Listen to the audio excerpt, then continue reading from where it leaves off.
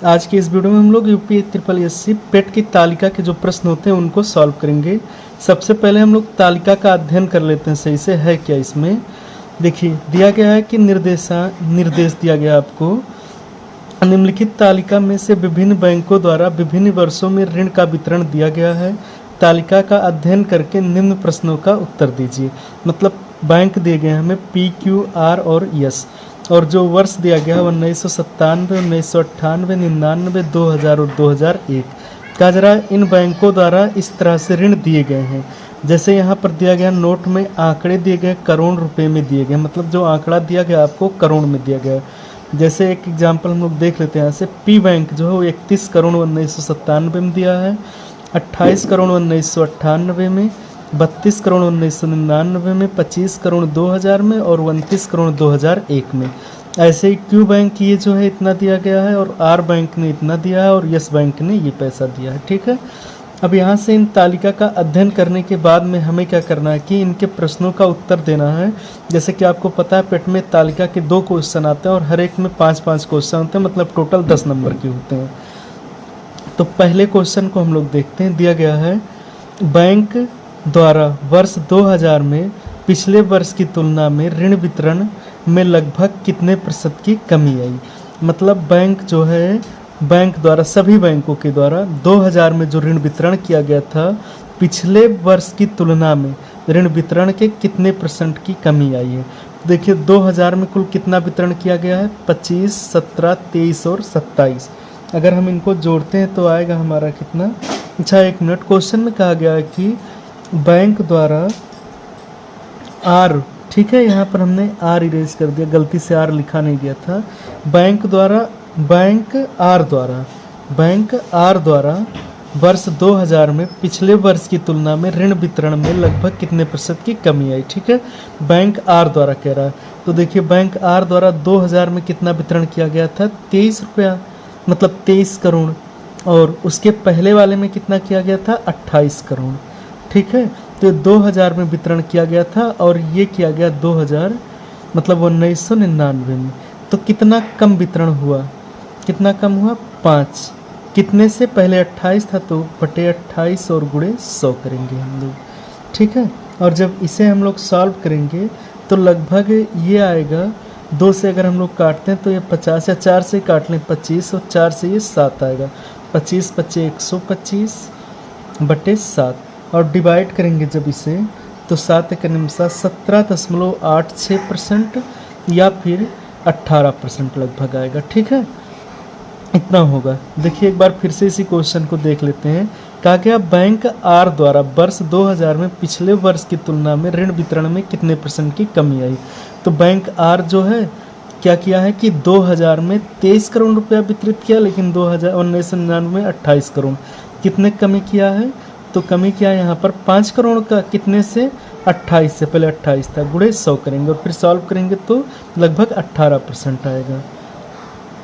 तो यहाँ पर आपका जो दिया गया है ऑप्शन ए 18% होगा। ठीक है, हमने ऑप्शन भी गलत सा लिख दिया था, ऑप्शन 18% सही होगा। ऐसे इसका सेकंड क्वेश्चन दिया है, 5 वर्षों के दौरान औसतन बैंक ने ऋण वितरण सर्वाधिक किया है। मतलब 5 वर्ष के दौरान जो 5 वर्ष में वितरण किया गया है, तो किस बैंक ने सबसे अधिक ऋण वितरण किया है ये हमें बताना। 5 बैंक मतलब 5 वर्ष के दौरान में किस बैंक ने औसतन सबसे अधिक वितरण किया है। तो देखिए अगर हम बैंक पी की बात करें तो पी ने पहले 31, फिर 28, फिर 32, फिर 25 और फिर 29 करोड़। अगर इन सबको हम जोड़ें तो आएगा 145 बटे औसत बराबर होता है इन पदों का योग बटे पदों की संख्या। पदों की संख्या कितनी है, 5। डिवाइड करेंगे तो 29 करोड़। ये बैंक पी का वितरण है। ठीक है, और बैंक क्यू जो है उसने कितना वितरण किया, 35, 30, 29, 17 और 20। अगर इसको हम मतलब ऐड करते हैं तो 131 बटे 5 होगा, और अगर डिवाइड करेंगे तो 26.2 करोड़ होगा। ऐसे ही बैंक आर की बात अगर हम लोग करें तो 18, 27, 28, 23 और 25 इतना वितरण किया बैंक आर ने। तो बैंक आर ने कितना वितरण किया, इन सबको अगर हम जोड़ें तो 121/5, क्योंकि पदों का योग बटे पदों की संख्या औसत जो होगा, और 5 से इसे डिवाइड करेंगे तो 24.2 आएगा। ऐसे ही बैंक अगर हम लोग यस की बात करें तो 25, 33, 34, 27 और 30, अगर इनको जोड़ें हम लोग तो यह आएगा 149.5, और जब डिवाइड करेंगे तो 29.8 करोड़ आएगा।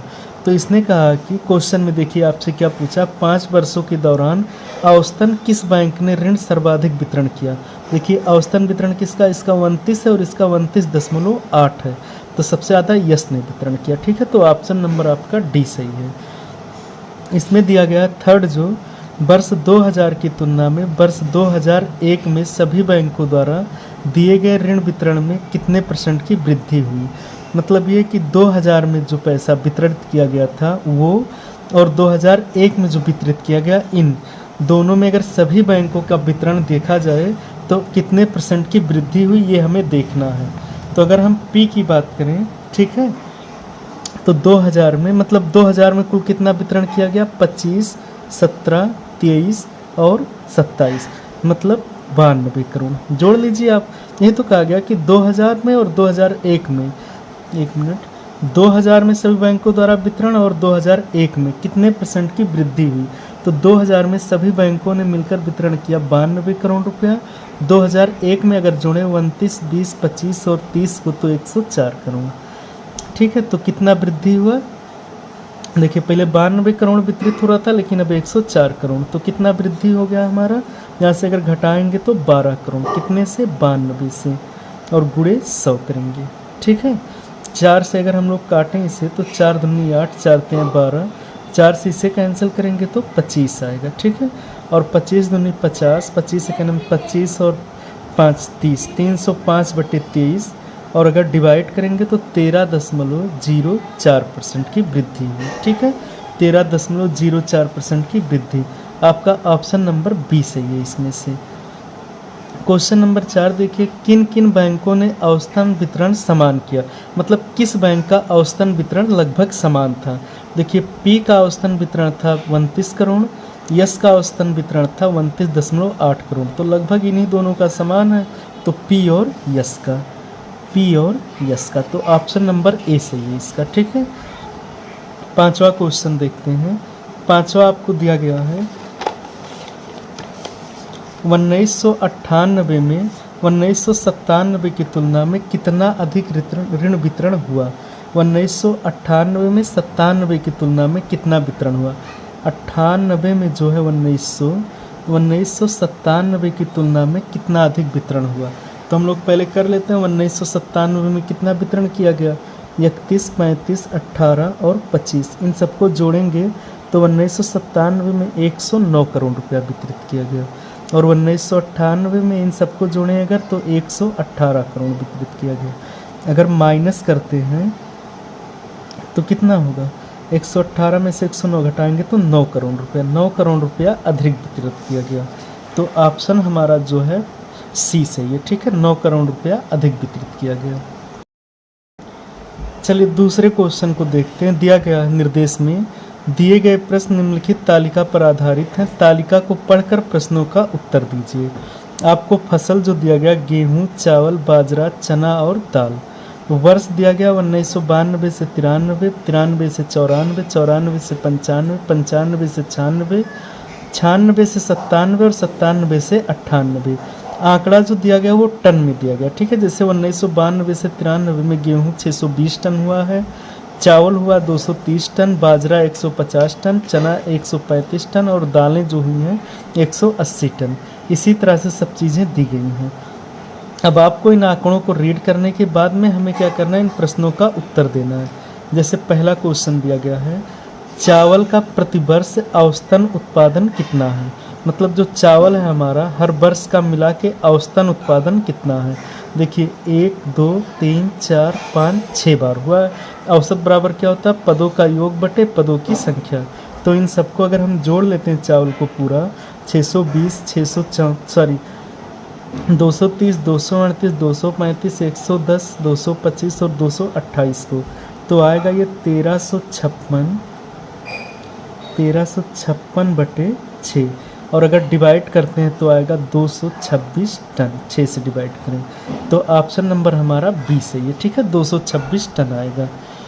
ऐसे आपको दिया गया सेकंड क्वेश्चन 1995 से 1995 से 96 में पिछले वर्ष की अपेक्षा गेहूं उपज में कितने प्रतिशत की कमी आई है। 1995 से 96 में, तो 1995-96 ये है कि अब पिछले वर्ष की अपेक्षा कितनी कमी आई है। तो पिछले वर्ष में कितना हुआ, 1995-96 में 545 मतलब 95 किलो हुआ है, 595 टन। और कहा जा रहा है उससे पहले जो था वो 640 टन था। तो कितनी कमी आई है, अगर माइनस करें तो 45 टन की कमी आई है। 45 टन की कमी आई कितने से, 640 से, गुणे 100 कर लें। 0 0 से कैंसिल कर दें, अगर 2 से कैंसिल करेंगे 32 आएगा, 2 से ये 5 आएगा। तो इसे अगर हम लोग सॉल्व करेंगे तो 5 25, 5 20 और 2 22/32 और इसको अगर डिवाइड करते हैं तो 7.03% आएगा। इतने की कमी आई 7.03, यानी कि ऑप्शन नंबर हमारा बी सही है, ठीक है। तीसरा क्वेश्चन देखिए, दिया गया है दालों का औसतन उत्पादन कितना। दाल का जो औसतन उत्पादन है वो कितना है। तो दाल का औसतन उत्पादन अगर हम लोग देखें तो दाल यही है 180, 185, 192, 200, 190 और 195 टन। सबको अगर हम लोग ऐड करें 6 को, तो अगर इनको हम ऐड करेंगे 180, 185, 192, 200, 190, 195, तो ये आएगा 1142। और बटे औसतन पता करना तो बटे 6 होंगे, क्योंकि 6 वर्ष का दिया गया, तो 6 से डिवाइड करें 190.33 टन आएगा। तो इसका औसतन जो होगा 190.33 टन। तो ऑप्शन नंबर आपका जो सही है वो क्या है कि सी सही है, 190.33 टन। अब उसके बाद आपसे क्वेश्चन पूछा फोर्थ वाला, देखिए फोर्थ को दिया गया है अंतिम वर्ष का कुल औसतन उत्पादन कितना रहा। अंतिम वर्ष का औसतन उत्पादन कितना रहा, तो अंतिम वर्ष कौन सा है, 1997 से 98 और इसका औसतन उत्पादन कितना है, तो 630, 228, 143, 145 और 195। इन सबको अगर हम लोग जोड़ते हैं, ठीक है, तो ये आएगा ये 630, ये 228, 143, 145, 195, ये आएगा 1341 बटे कितने फसल हैं, 1 2 3 4 5, तो 5 से डिवाइड करिए, ये आएगा 268.2 टन। तो अंतिम वर्ष का औसतन उत्पादन 268.2 टन। आपका ऑप्शन नंबर बी सही है, ठीक है। अब आपसे कहा जा रहा है फिफ्थ क्वेश्चन कि गेहूं का कुल उत्पादन चने के उत्पादन से कितना अधिक है। गेहूं का जो कुल उत्पादन है चने के उत्पादन से कितना अधिक है, ये हमें पता करना है, ठीक है। तो देखिए पहले हम गेहूं का कुल उत्पादन पता कर लें। गेहूं का कुल उत्पादन यही है 620, 634, 640, 595, 625 और 630। अगर इन सबको जोड़ें तो आएगा 3700, कितना आएगा 3744 टन। ये गेहूं का आया, ठीक है, गेहूं। और चना कितना दिया गया आपको, चने का कहा गया था ना, तो चने का अगर हम लोग जोड़ें तो 135, 145, 138, 147, 142, 145। इन सबको जोड़ने के बाद हमें मिलेगा 852 टन। अगर माइनस करेंगे तो ये आएगा 2892 टन, ठीक है। तो गेहूं का जो उत्पादन है चने के उत्पादन से 2892 टन ज़्यादा है। इसमें से ऑप्शन जो आपका बी सही है, ठीक है। बस आज के वीडियो में इतना ही। वीडियो में लास्ट तक बने रहने के लिए धन्यवाद।